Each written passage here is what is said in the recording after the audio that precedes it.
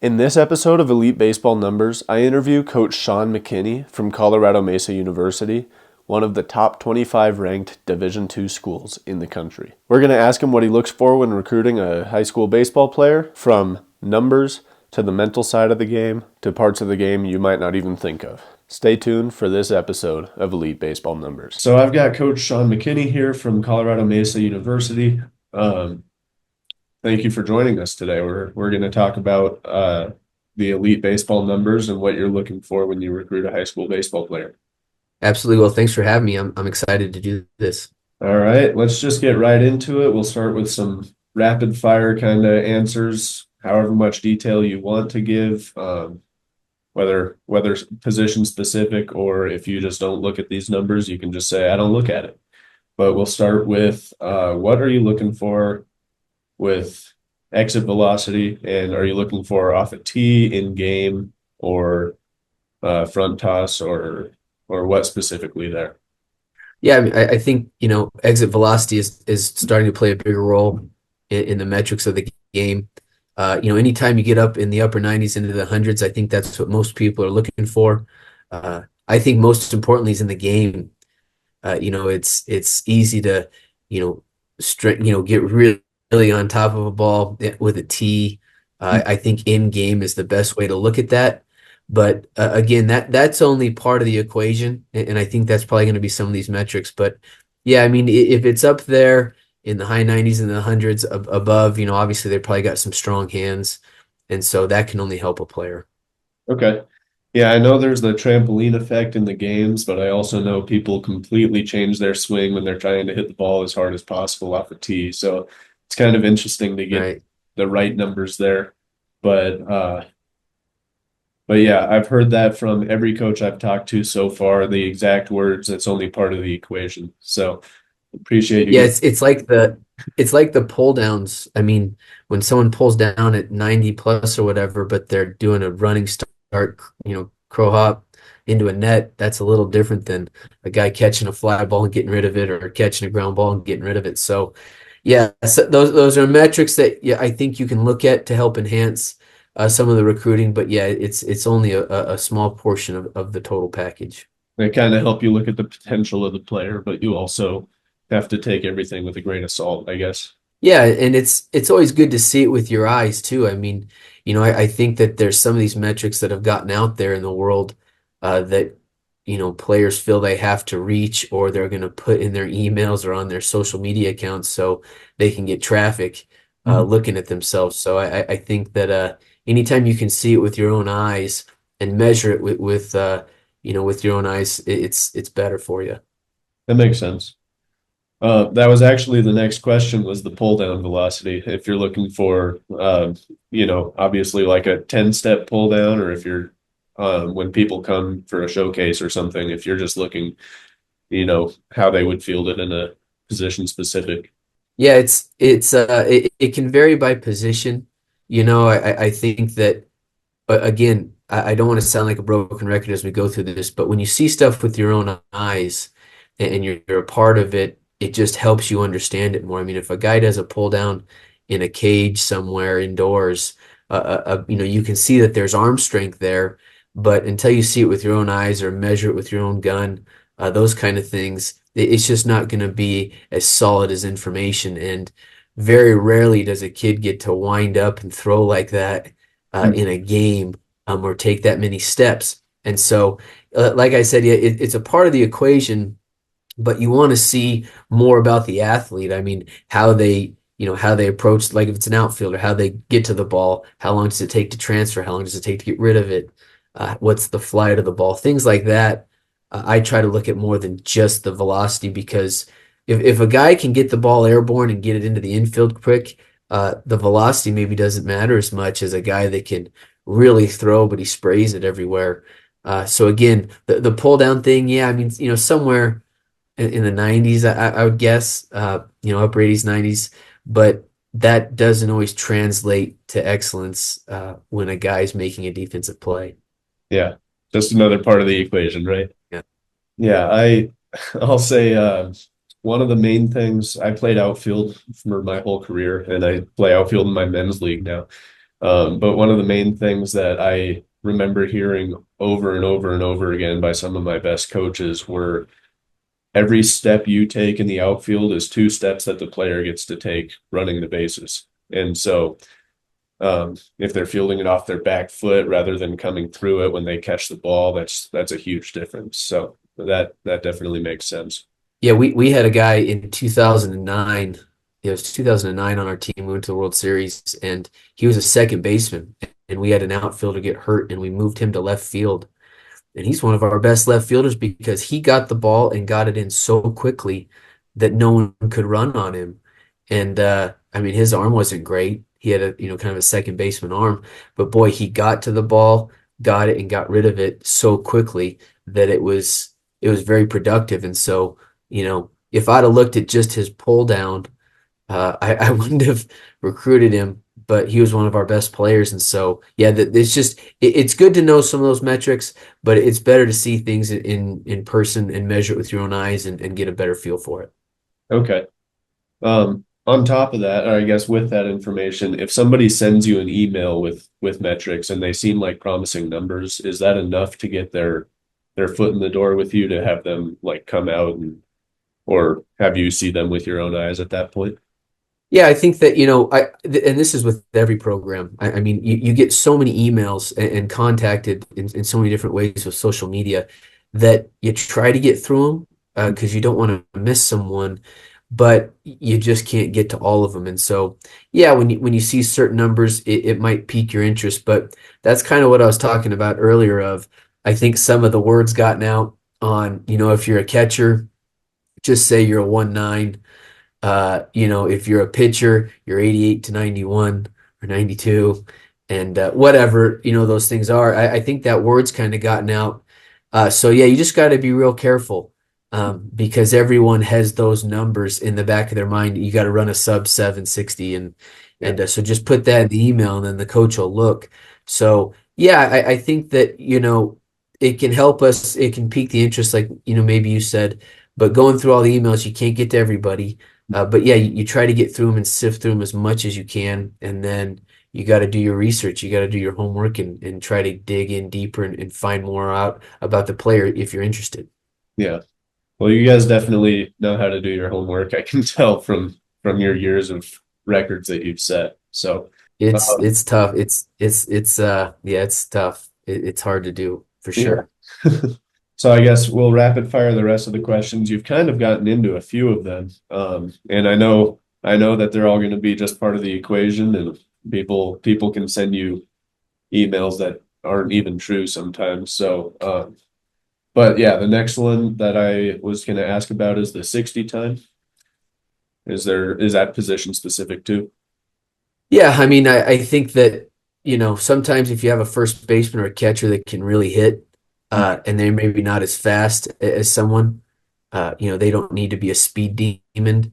We had a two-time National Player of the Year that was not a great runner, but he's one of the greatest hitters we've ever had, and that's been around. And so, yeah, we're going to take him even though he can't run. So it could be more position specific. I think that you want guys that are athletic that can run as many of them as you can, so they're not base cloggers and they're athletic. But yeah, some of those are pretty position specific.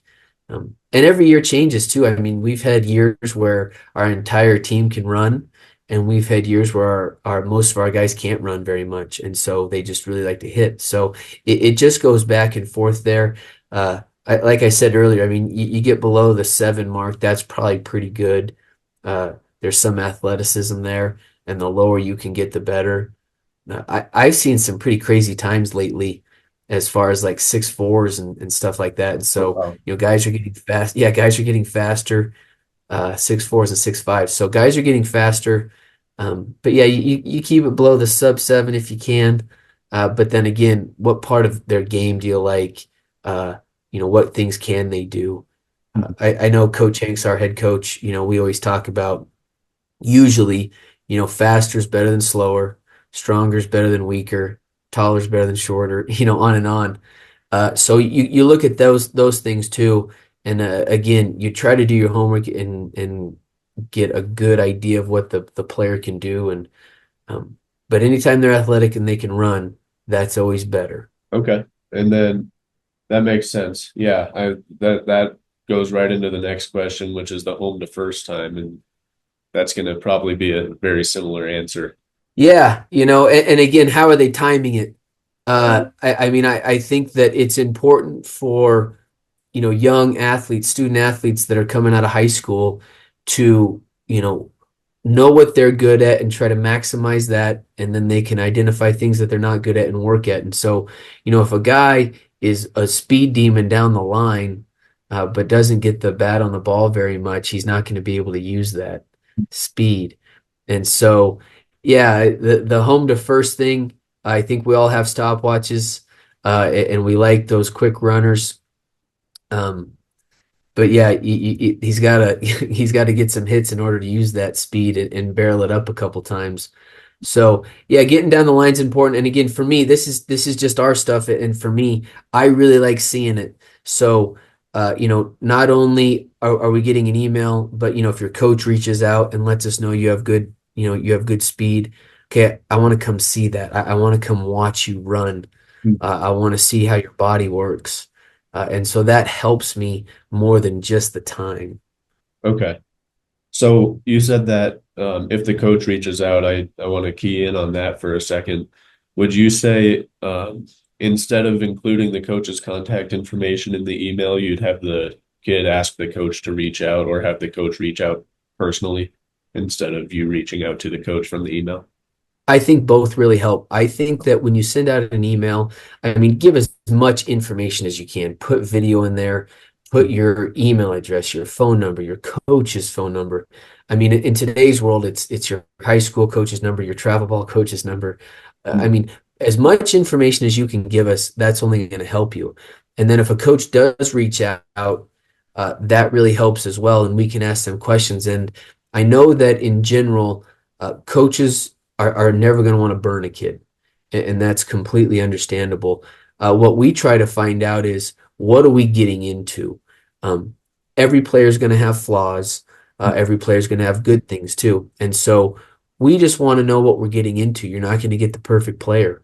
I mean, they just, you're not, and so we just want to know what we're getting into. And so as honest as the coaches can be, I mean, like for instance, yeah, I mean, if you have a catcher that can really, hit and throw and catch, but he can't run, I mean, just let us know that. If he's a good player, I'm not gonna, discard him because he can't run very well. I want to see how he can play. I mean, if he can really catch and throw and is a good hitter, I mean, yeah, we're gonna look into that. Because we can work with him on some speed and help him with some things. And but there's no perfect player out there, and so it just helps to have the coach's information and speak with the coach so we know what we're getting into. Okay. Yeah, that sounds great. Um, okay, there are only two more numbers that I ask about, or I guess three. Um, but the first one is there a minimum batting average that you look for? I know that high schools they have different competition levels all over the country, but is there like a number that if you see it, you're just not going to look further into the guy? If you're getting any value from this episode, please don't forget to like and subscribe, and it will help you to stay up to date on the newest episodes with coaches across the country. God bless you. Stay steadfast. Now back to the show. I would say I would say no, because like you just hit on it a little bit.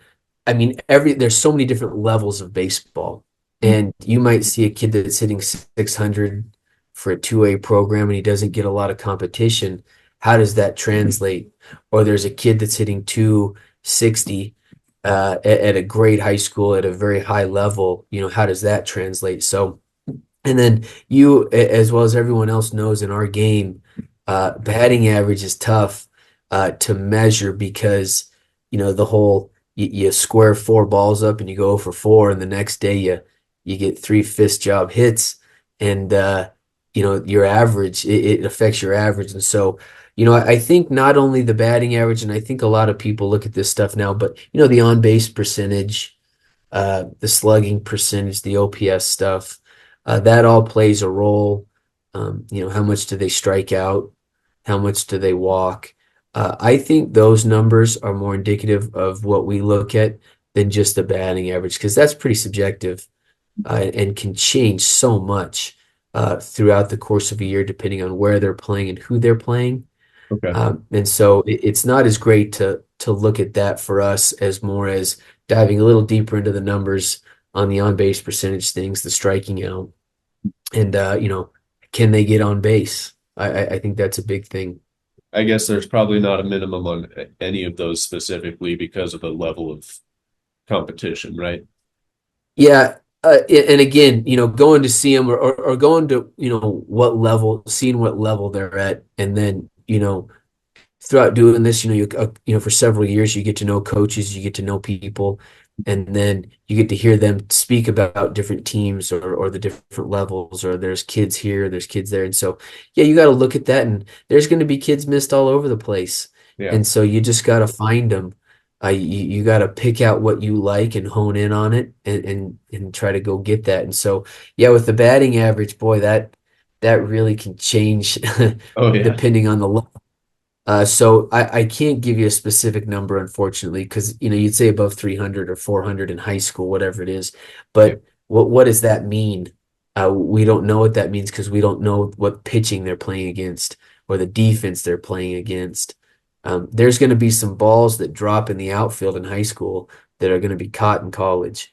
And so it's tough to nail that down on a specific number. But try to look deeper into all those other numbers that I mentioned, and you can get a better picture of how the player is. All right. That's a great answer. Thank you. And I guess you mentioned a little bit of the power numbers like slugging percentage, OPS. Do you look for if a kid is hitting a lot of home runs, or is that just kind of one of those paired metrics with the other things? Yeah, I mean, for us, I think that, people might, think that we look for home runs and we don't because we don't really teach that. I mean, we want to teach a power approach, but home runs usually come when you're not trying to hit them.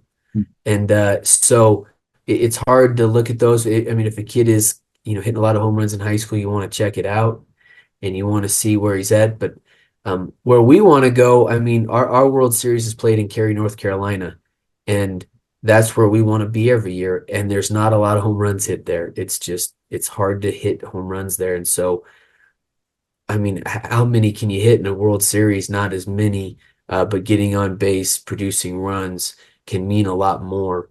A lot of that offense gets neutralized as you get deeper into the season because the competition's better, the pitching's better, and then heading down to Carolina, it's harder to hit there. So that can be neutralized. So you want to see some home runs, but then, how do they contact the ball? How do they hit? How can they handle the bat? I think that's more important. Okay. Would you say you're looking more for a gap to gap approach where they will like elevate one every once in a while just because they got under it?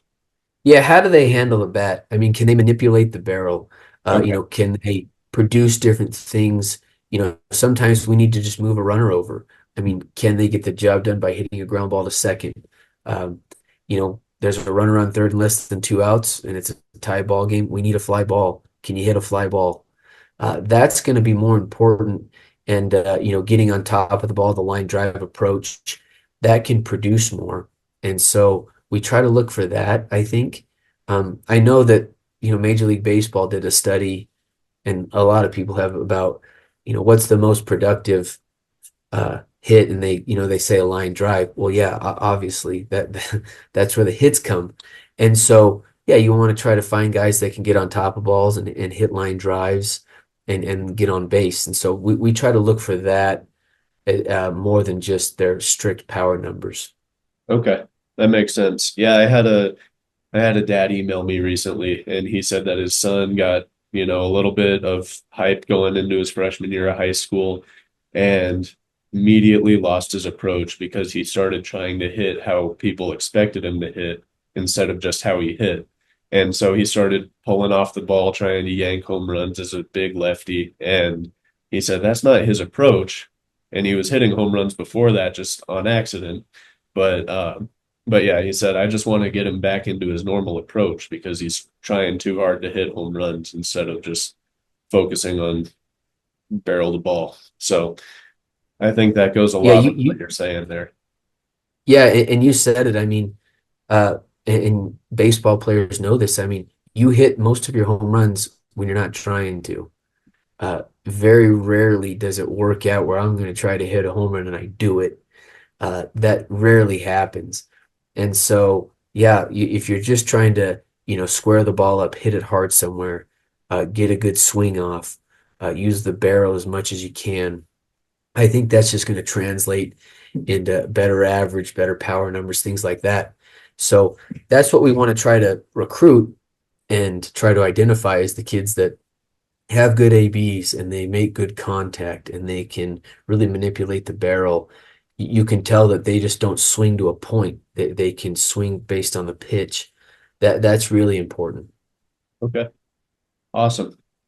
That is probably the most in depth that I've gotten with one of our coaches that I've talked to on these numbers and really what goes behind those numbers because I think that's way more.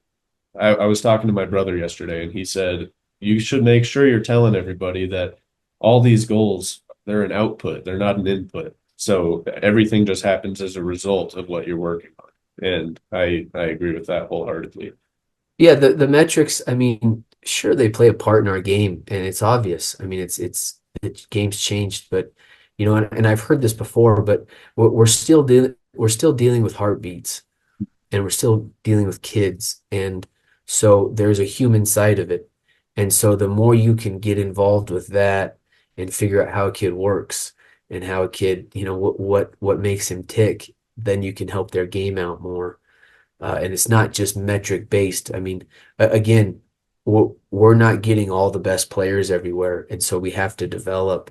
And if you're just sitting there looking for the best player, well, yeah, it's not going to exist.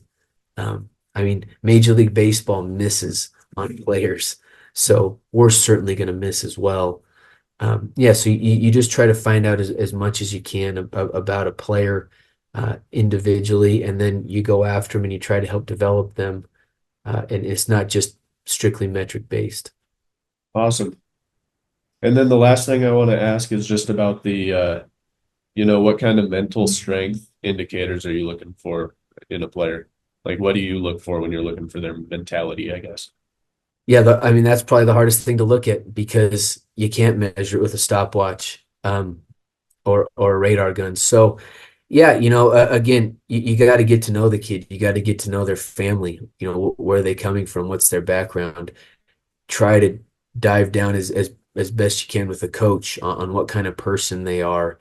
And then when you talk to the kid and you create relationships with them, do you work with them? I mean, I think we've all been on conversations where, boy, this conversation is really flowing, or the conversation isn't flowing as well. And so, what does that mean? So the mentality thing, yeah, I mean, people are going to say competitive.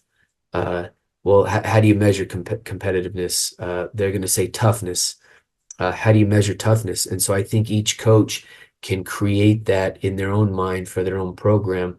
Well, this is what toughness means to me. This is what competitiveness means to me in our program. And so we try to look at that with the mentality. You can see how a kid plays. Uh, really like to watch how kids interact with their teammates, how kids interact with their family. When we go watch so many games, we're out there for hours and hours, and after games, you get to see kids go interact with their parents. And how do they interact with their parents? Are they grateful? Uh, do they just take the Gatorade from them and not say anything to the parent, or do they say thank you? Things like that. Those kind of mentality things, I think, play a bigger role for us. And and again, each coach can figure out what makes what they want in their program, identify it, and then go after it. So yeah, competitiveness, but what does that mean to us? Toughness, but what does that mean to us? And it means something different to each coach. And so getting to know the player and how that can work into their system is the best way to do it. Awesome. Okay. Yeah, you're giving some great in-depth answers, so I appreciate that a lot.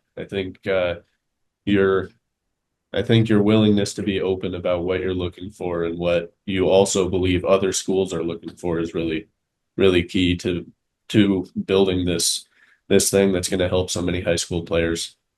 Well, recruiting is extremely, extremely hard and a lot of work, and no one has all the right answers, and everyone's going to make mistakes, and everyone has made mistakes in their coaching career. You know, you think you know what you want and you try to go get it, and sometimes the kids work out, and sometimes they don't.